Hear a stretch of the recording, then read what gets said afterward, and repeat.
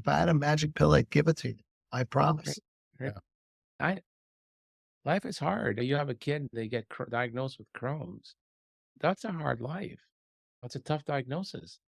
And Take a kid. I saw a kid today, 9 years old, diagnosed with celiac, and the mother was upset. And I, there's nothing anybody can do for it. That is the diagnosis, but it is life changing, and it's almost in some ways worse than the kid with Crohn's, because I can think of a kid with Crohn's and put him on medication, and he can do whatever he wants, whatever. I have kids who travel the world with Crohn's disease.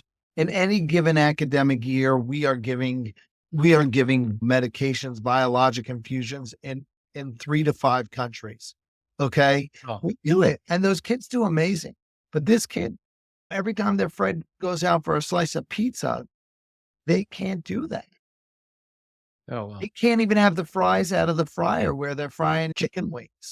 It's hard and it sucks. I couldn't give up bread. I love it too much. It talks to How often And do you come across a diagnosis of Crohn's disease, ulcerative colitis? Is that a common thing or not so common? we he's a see a lot. GI, so it's common in his world. We see a lot of it. This is Long Island. We have a lot of inflammatory bowel disease in Long Island. Is it a lot of inflammatory bowel disease, or is it a lot of colonoscopies being performed and you're finding it that's just in show? We're not doing screening colonoscopies. We're doing colonoscopies on people who need them. So if you come into the office and you've got a reason to get a colonoscopy, then there's a chance that you're going to have inflammatory bowel disease. It's not that you're 45 and we do a colonoscopy, and by the way, you don't have cancer, but you've got Crohn's. Mild. We don't see that. If we scope you, then we are looking for Crohn's. Yeah. And I still can't wrap my head around celiac disease. It's an immunological disorder. Celiac disease is an autoimmune disorder. It's Okay. right up there with Hashimoto's thyroiditis and type 1 diabetes. Yeah. So I got it. And then I hold that thought for a second. Oh, tell me more about that thought. So when you get a kid who's screens in positive for celiac, and then I know that I have to measure their AGA, because if I don't measure IgA, I may get a false negative, right? Correct. Okay, that's as far as I can get on it. And then I don't understand what gluten is, so then I totally get lost. But are you then screening for autoantibodies for type 1 diabetes immediately? We are not. It's the opposite. If you have type 1 diabetes, then you have an increased risk of having celiac. But if you have celiac, you don't have necessarily an increased risk of having type 1 diabetes. Okay. All right. Because the endocrinologists feel very strongly that all these autoimmune diseases, Hashimoto's, celiac, there's some autoimmune gastritis. I've never seen it.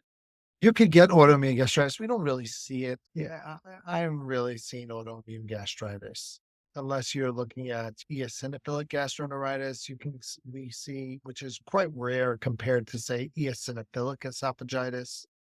Okay. And they all think it's interrelated. And like in Italy now, they're screening the population, the whole population. I don't know how they do for celiac. I know what they do for type 1 diabetes, but the whole population for type 1 diabetes autoantibodies and celiac. Everybody Right. gets So they looked at that, I think, in the US. It's not financially worthwhile to screen everybody in the United States for celiac disease. The cost is actually. all right. So it's just I can't wrap my head around what even gluten is. We haven't designed a screening test that's cheap enough to do it on everybody. So it's not a cheap test to run. And does it run in families like diabetes does? It's a genetic disorder. In order to have celiac, you got to carry the gene, and about 30% of the population has the gene, whereas only 1% of the population has the disease. So is there some trigger, some viral insult or environmental insult? Nobody knows, actually. Nobody really knows if there's a trigger or not. It's just like with everything, there's some viral illness that triggers it. What happens with appendicitis? Why does appendicitis happen? It just happens. Was it a piece of Bad luck. It's, eventually a piece of poop gets stuck? years ago, if you had an appendiculate, they used to take it to the OR. They don't do that anymore. If you had an appendiculate, they would just go, okay, we're going to cut out your appendix. But today they don't.